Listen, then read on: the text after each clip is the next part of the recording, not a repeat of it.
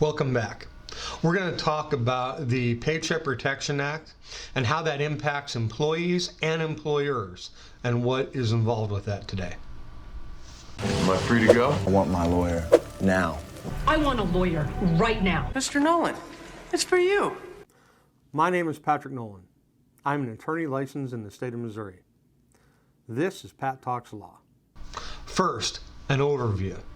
Okay, this is really important because the Paycheck Protection Act is allowing for employees of small businesses, and small means fewer than 500 employees, to get 2 weeks paid sick time during this illness. Don't run out and just say, hey, I got 2 weeks off with pay, bitches, I'm good. Because that's not the intent. The intent is that you actually be sick so that you are able to protect yourself if you are quarantined because you have COVID-19. But that 2 week paid period is actually going to be paid by the federal government. And for employers, we'll get into how you get reimbursed for that. You're going to have to pay it, and then you'll get reimbursement. And that reimbursement is going to come out of the employee taxes that you pay. Okay, you pay taxes every month or quarter depending on how many employees you have and how much you're paying. But you pay your employment taxes, and you'll take a deduction out of your employment taxes, and we'll get into details on that. But for employers, you have to give your employees the paid sick time. Full-time or part-time employees, it doesn't matter, and we'll get into how that applies. For the employees, you are eligible for paid sick time. You are also eligible for time under the Family Leave Act. So understand that that means that if you are at home because school is canceled and you have to take care of a child, you are eligible for pay for up to 10 weeks paid leave. That's at 2/3 of your regular salary. So you'll have the opportunity to stay home and take care of their children. Again, we're going to get into this. So the essence of this is that there are direct cash rebates to you, the Americans, to middle and low income Americans. Those are going to come from your taxes, and they'll send that out to you. Unless, like me, you've changed banks since the 2018 taxes were filed, so that direct deposit is no longer applicable, in which case I assume they'll send a check at some point, and that's fine. Now, there was paid sick and family leave time. Now, that is at no cost to the employer because it'll be deducted from the employment taxes that the employer is already paying. Now, there's also new unemployment compensation resources for states and federal for the people that have been put out of work during this crisis. Now, I'll tell you, I have an employee that we let go. We hired them. They worked for us for, didn't make it through the probationary period last summer. Their last job apparently let them go or something, or closed. They had filed for unemployment, and I got a notice for that. So people are collecting unemployment. You should file for it if you have the means and the right to. So under the Family First, the sick leave benefit that can be used to pay wages is in full up to $511 a day for 2 weeks if the employee needs to take 2 weeks off due to treatment, quarantine, related medical leave for the COVID-19 diagnosis. Now, this benefit can also be used at 2/3 wage replacement, up to $200 a day, for those who either care for somebody who fell ill or to care for children whose school is closed. Now, I have an employee that is taking advantage of that. Okay? She is collecting on that and staying with her kids, and that's fine. I'd already committed to paying my staff and helping them out, so this is a great bonus for me because I'm going to get that money back. That family leave time is paid for up to 10 weeks of child care due to school closure, which that's, again, up to $200 a day. So that's a fair bit of money for the employee. Now, the question is, and for the employers, is how the hell are you supposed to pay for that? And that's a great question. Okay, you already owe the IRS money for your employment taxes. Okay, you can deduct that amount against what you have to pay for employment taxes. If the amount that you would be paying the employee for leave is more than you owe for employment taxes, then you can draw an advance from the IRS to cover those additional costs, up to the full amounts owed in paid leave. Okay? Now the IRS has given us some guidance on that. We're going to go to that. I'm linking to the IRS explanation that I'm about to go over, so you'll be able to go over it, or you could click on it and follow along as we go through it. The key takeaways here: paid sick leave for workers. For COVID-19 reasons, employers receive up to 80 hours paid sick leave and expanded paid childcare leave when the employee's children, schools are closed, or childcare providers are unavailable. Okay, so that's there. The complete coverage: employers will receive 100% reimbursement for paid leave pursuant to the Act. Health insurance costs are included in the credit. The employers will face no payroll tax liability, and self-employed individuals, those of you who are working for yourself, my electrician, our plumber, are all working for themselves, they receive an equivalent credit. So make sure that you know that. Now, reimbursement, this is supposed to be fast and easy. They say fast funds in the headline on this sheet. Okay, here's the deal. For what you have to pay, if you have employment taxes that cover it, you deduct it from the employment taxes and you're good. If the credit, you have to give the employees more money than you currently owe in employment taxes, then you have to make a request for reimbursement.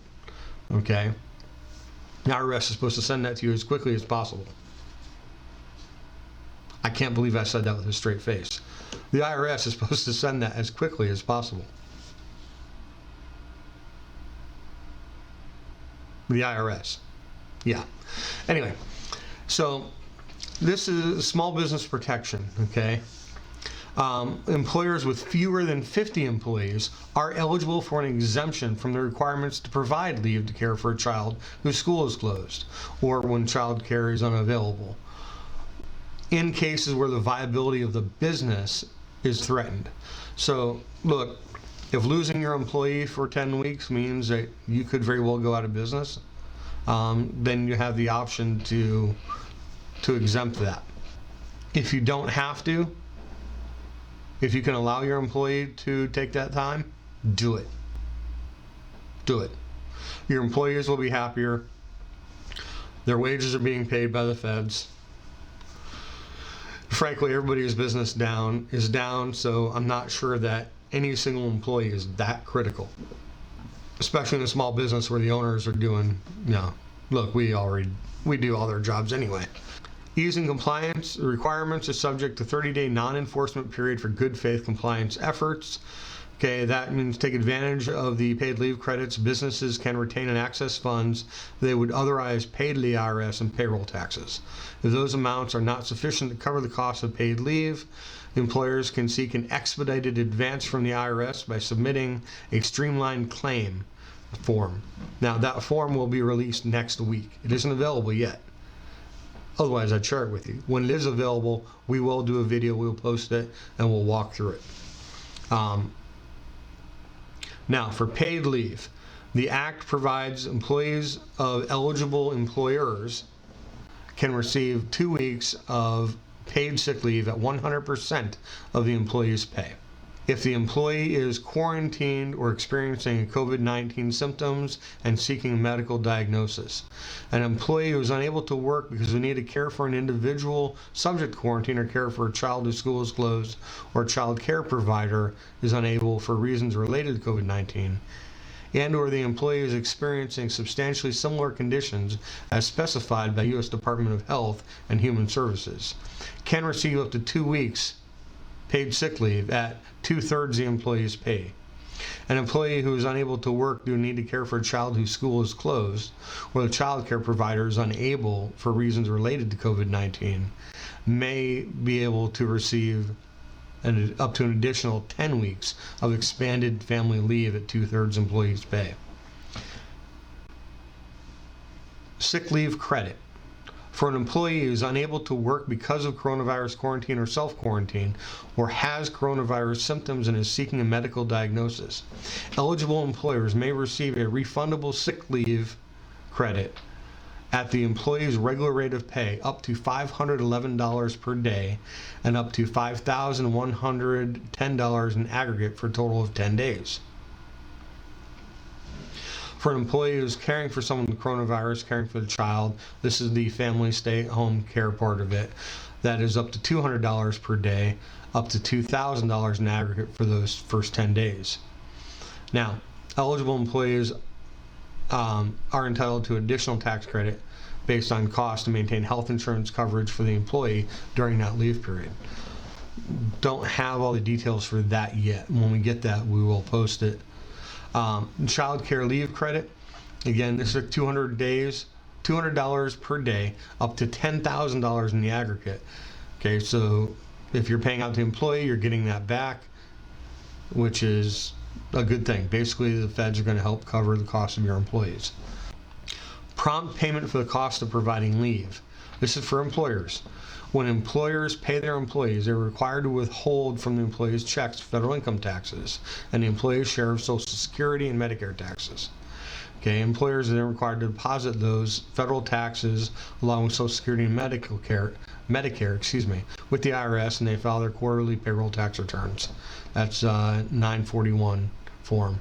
Under the guidance that is going to be released next week, eligible employers who pay qualifying sick or child care leave will be able to retain an amount of the payroll taxes equal to the amount of qualifying sick and child care leave that they paid, rather than deposit them with the IRS. Now, payroll taxes that are available for retention include federal income taxes, the employee's share of Social Security and Medicare taxes, and the employer's share of Social Security and medical taxes, with respect to all employees.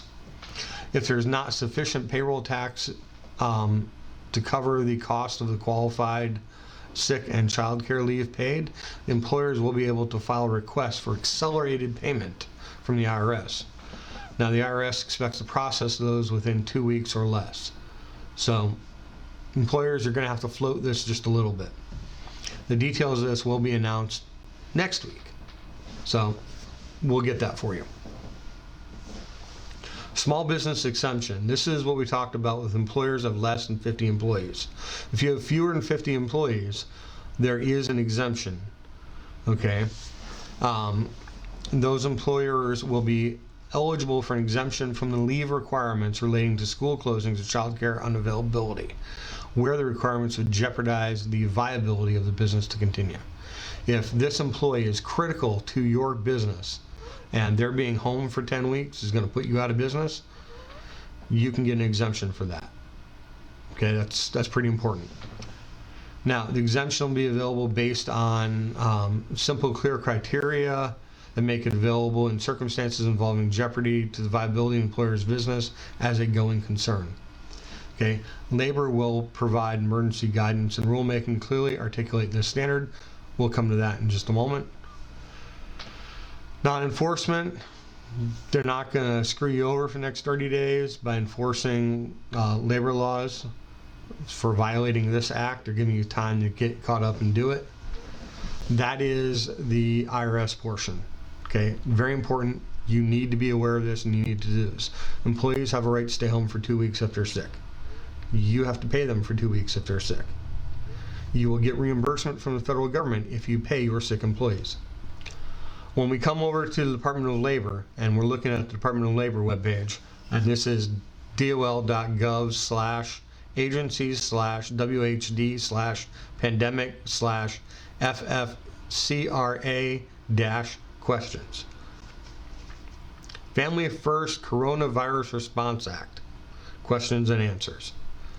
Okay, paid sick leave means paid leave under the Emergency Paid Sick Leave Act. Expanded family medical leave means paid leave under the Emergency Family and Medical Leave Expansion Act. So, the effective date of the Families First Coronavirus Response Act, which includes the Emergency Paid Sick Leave Act and the Emergency Family and Medical Leave Expansion Act, is April 1st. It applies to leave taken between April 1st and December 31st. If you employ fuller than 500 full-time and part-time employees within the United States, which includes any state of the United States, District of Columbia, any territory or possession. Making a determination, you should include employees on leave, temporary employees who are jointly employed by you and another employer, regardless of whether the jointly employed employees are maintained on only your or another employer's payroll, and day laborers supplied by a temporary agency. So if they're working for you, even if they're contractors, they're day laborers, you got to count them. So this is actually a expansion of the definition of employee. If you're in 500 people working for you, doing work for you, whether they are your employee or an independent contractor or a temp agency, they're your employee for this purpose. So there are people there are businesses that may have a justifiable question. If you've got 100 temps and you have normally 410 employees, then you're going to be over the 500. If providing child care related paid sick leave and expanded family medical leave my business with fewer than 50 employees, or at my business with fewer than 50 employees, would jeopardize the viability of my business as a going concern, how do I take advantage of the small business exemption? To elect the small business exemption, you should document why your business with fewer than 50 employees meets the criteria set forth by the department, which is going to be addressed in more detail in forthcoming regulations. So, if that employee is critical, you have to document why that employee is critical. And then as we get these other regulations, you'll find out where you have to send that, you have to provide that to. But that's the essence of that. Document, document, document. Okay, this is a good idea. If you have a job description, make sure you have your job descriptions laid out. If you're an employee, make sure your job description is laid out. If you're an employee who wants to take advantage of this, you need to think about everything you can do to make sure that you are not truly that important that the business will shut down if you're not there. This is a big one. How do you count hours worked by a part-time employee for the purpose of paid sick leave or expanded family and medical leave? Part-time employee is entitled to leave for his or her average number of work hours in a 2-week period. Therefore, you calculate the hours of leave based upon the number of hours the employee is normally scheduled to work. If the normal hours scheduled are unknown, or if the part-time employee's schedule varies, you may use a 6-month average to calculate the average daily hours.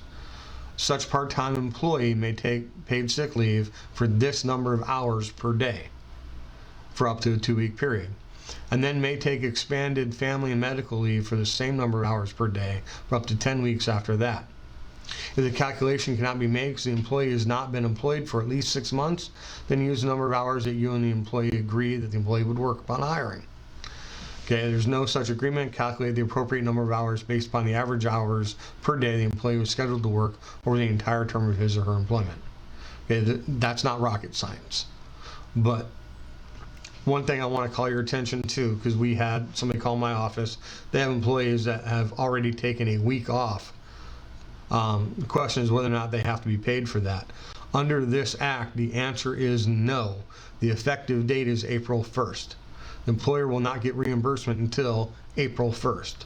So, employees that have jumped the gun, sorry guys, this isn't protecting you for that.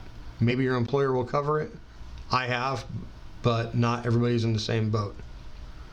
Now, for an employee, how much would be paid while taking sick leave? Okay, it depends on your schedule as well as why you are taking leave. If you're taking paid sick leave because you're unable to work or telework due to need leave because you are subject to quarantine or isolation order, been advised by a healthcare provider to self-quarantine, are experiencing symptoms seeking medical diagnosis, you will receive for each applicable hour the greater of your regular rate of pay, federal minimum wage, or the applicable state or local minimum wage. What is your regular pay for the purpose of the FFCRA? It's a great question. For the purpose of the FFCRA, the regular rate of pay used to calculate your paid leave is the average of your regular rate over a period of 6 months prior to the date in which you take leave. So if you've not worked for your current employer for 6 months, the regular rate is the average of your regular rate of pay for each week you have worked for your current employer. If you are paid with commissions, tips, or piece rates, these amounts will be incorporated into the above calculation to the same extent that they're included in the calculation of the regular rate under the FLSA.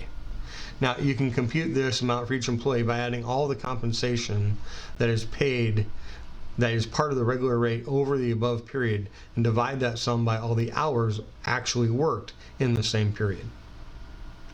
Can an employee take the paid sick leave more than once? No, you can't. You may take up to 2 weeks, 10 days, 80 hours full-time employee, or for part-time employee, the number of hours equal to the average number of hours worked in an individual day. Paid sick leave of any combination for qualifying reasons. However, the total number of hours for which you receive paid sick leave is capped at 80 hours under the Emergency Paid Sick Leave Act. Can your employer deny you paid sick leave if the employer gave you paid leave for a reason identified in the Emergency Paid Sick Leave Act prior to the act going into effect? No.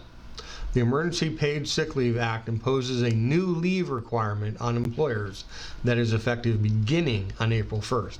So if you went on leave on March 24th to April 1st doesn't count. April 1st going forward is the paid sick leave period, and you will get 2 weeks paid. Are the paid sick leave and expanded family leave, is it retroactive to before April 1st? The answer is no, it is not. There's a 30-day eligibility period, 30-day waiting period. So if an employee started on April 1st, they would not be eligible to take advantage of this until April 30th, May 1st. Can you take paid sick leave or expanded family medical leave intermittently while teleworking? Yes. If your employer allows it and you are able, or if you're unable to telework your normal schedule of hours due to one of the qualifying reasons in the Emergency Paid Sick Leave Act, in that situation, you and your employer may agree that you may take paid sick leave intermittently while teleworking. Similarly, if you are prevented from teleworking by your normal schedule of hours because you need to care for your child whose school or place of care is closed, you and your employer may agree that you can take expanded family medical leave intermittently while teleworking. You may take intermittent leave in any increment, provided that you and your employer agree. For example, if you agree on 90-minute increment, you could telework from 1 p.m. to 2:30 p.m., then take leave from 2:30 to 4 p.m., then return to teleworking. The department encourages employers and employees to collaborate and achieve that flexibility, meet those mutual needs. And that's a good thing. I think, if we have anybody here that's going to do that, we're going to offer that and do what we can to work with them. However, Expanded Family Medical Leave Act, intermittent leave, can you take that intermittently while the school is closed if you are not teleworking? And yes, with your employer's permission. Intermittent expanded family medical leave should be permitted when you and your employer agree upon a schedule.